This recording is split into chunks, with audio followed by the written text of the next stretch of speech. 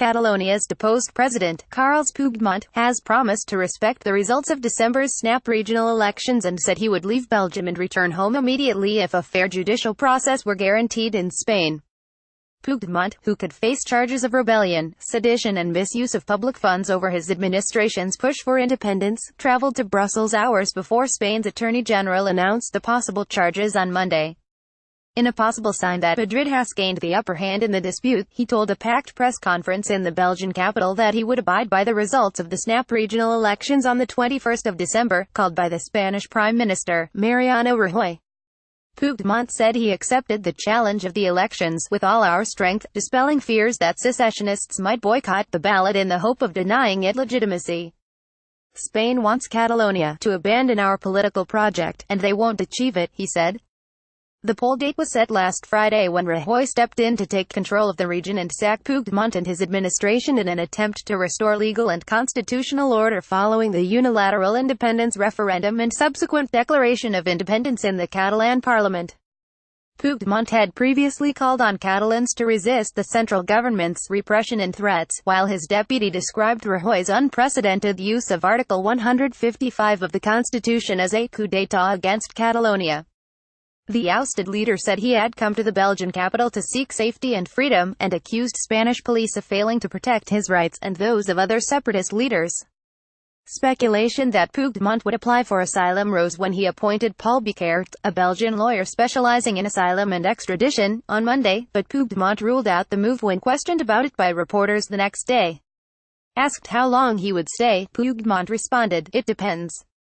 I need guarantees." Later on Tuesday, a judge at Spain's top criminal court, the Audiencia Nacional, summoned Puigdemont and 13 members of his former cabinet to testify on Thursday and Friday as part of the investigation into allegations of sedition, rebellion and misuse of public funds.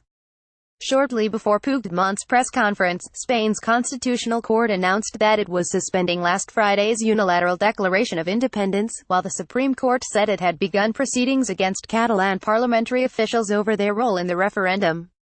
Separately, Spain's Civil Guard police force searched the headquarters of Catalonia's regional police.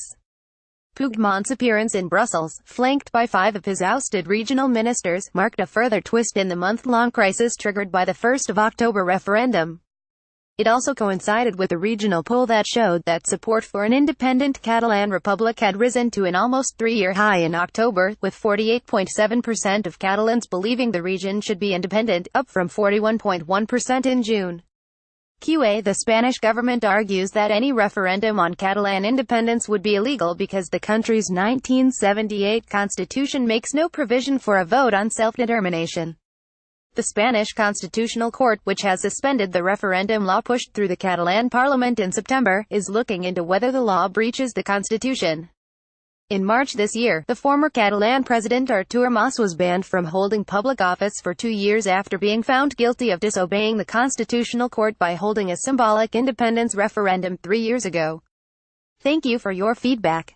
A spokesman for the Belgian Prime Minister, Charles Michel, said Puigdemont had not been invited by the Belgian government. Mr. Puigdemont has the same rights and duties as all European citizens, no more, no less, the spokesman said. Earlier in the day, Belgium's Deputy Prime Minister, Chris Peters, noted tartly, "If you are going to declare independence, you usually stay with your people." Guy Verhofstadt, a former Belgian Prime Minister, mocked the Catalan separatist leader when he said internet memes comparing Puigdemont to cartoon detective Tintin were inadequate. Tintin always finds solutions to the adventures he encounters, while Puigdemont left Catalonia in chaos and devastation.